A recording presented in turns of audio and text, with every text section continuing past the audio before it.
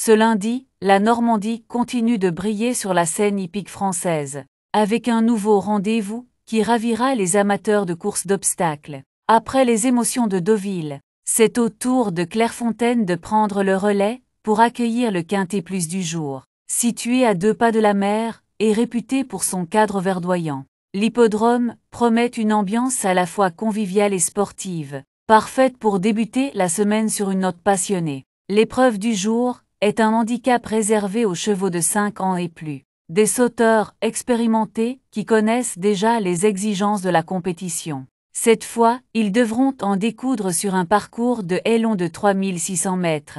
Un tracé qui demandera à la fois endurance, précision dans les sauts et une gestion de course intelligente. Entre les obstacles à franchir et la nécessité de garder du rythme, les moindres erreurs pourraient se payer au prix fort. Pas moins de 16 concurrents seront au départ, ce qui garantit un peloton fourni et des rapports potentiellement intéressants pour les parieurs. Les habitués des viendront défendre leur expérience, tandis que certains tenteront peut-être de créer la surprise en venant s'imposer face à des rivaux plus titrés. Dans ce genre d'épreuve, chaque saut peut rebattre les cartes, et la victoire se joue parfois dans les derniers mètres. Ce Quintet Plus se disputera dans la 7e course du programme, avec un départ prévu aux alentours de 18 h. Un horaire idéal pour profiter pleinement de l'après-midi, analyser la course et vivre un moment de pur frisson sportif avant de clôturer la journée. Et à Clairefontaine, entre l'atmosphère unique des lieux et la tension qui monte à l'approche du départ, on peut s'attendre à une course palpitante. Et lesté de race handicap divisé 88 000 €, 3600 M16 partent en gazon corde, à droite pour tous chevaux de 5 ans et au-dessus, ayant couru depuis le 1er janvier de l'année dernière inclus. Un souvenir sera offert au propriétaire du cheval gagnant. Fiston de Bicon, un Michael Seror. Entraîneur, Fiston de Bécon, un va effectuer une grosse rentrée et le cheval n'est pas prêt. Il va avoir besoin d'une course pour se remettre en route. Je vous conseille de le suivre un peu plus tard. 6-1-2 François Nicole entraîneur. 6-1-2 vient de bien courir sur ce parcours. Maintenant, je pense que sa valeur est encore trop élevée pour qu'il puisse s'imposer dans ce genre d'épreuve. Il n'a pas de marge de manœuvre à ce poids, mais sa forme est telle qu'il devrait tout de même lutter pour les places. Kezako Beurre 3 Joël Boisnard. Entraîneur, Kezako Béré 3 reste sur 2 victoires, dont la dernière a été acquise très facilement sur l'hippodrome de la Teste de Botch. Cela dit, le lot était nettement plus faible. Je ne sais pas s'il va pouvoir être compétitif à cette valeur dans les handicaps. J'essaye, car je n'ai pas le choix des engagements pour le moment. Mais j'ai vraiment besoin de le voir courir pour le situer. En tous les cas, il est resté en forme et devrait bien s'adapter à la piste de Clairefontaine-Deauville. Rock'n'Roll 4 Michael Seror. Entraîneur, Rock'n'Roll 4 a très bien couru en dernier lieu sur l'hippodrome de Dieppe. Le cheval n'était pas encore à 100% de ses capacités. Et maintenant je le retrouve. Il est au top et s'annonce compétitif dans ce Quintet Plus. Avec un bon parcours, il ne va pas taper loin. Amandios 5 Noël Georges entraîneur. Amandios 5 s'est montré trop allant dernièrement à Dieppe, mais il a été monté un peu trop près de la tête.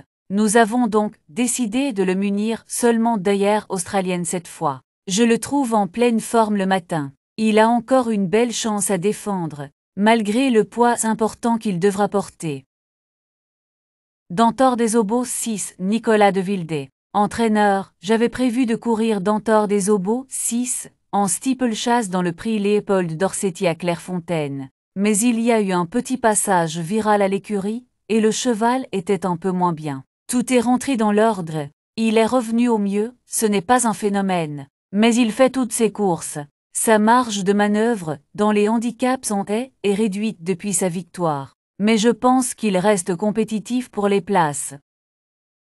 Journée de la femme 7 Matteo Viel. Entraîneur, Journée de la femme 7 est resté en excellente condition. Donc nous avons décidé de courir ce Quintet Plus. Je pense qu'elle va bien s'adapter à la piste de Clairefontaine. On va essayer de surfer sur sa forme, d'autant plus que son jockey, Alexis Gautron, Endeler la connaît parfaitement. Elle vient de gagner, mais je pense qu'elle demeure compétitive en dépit de la surcharge.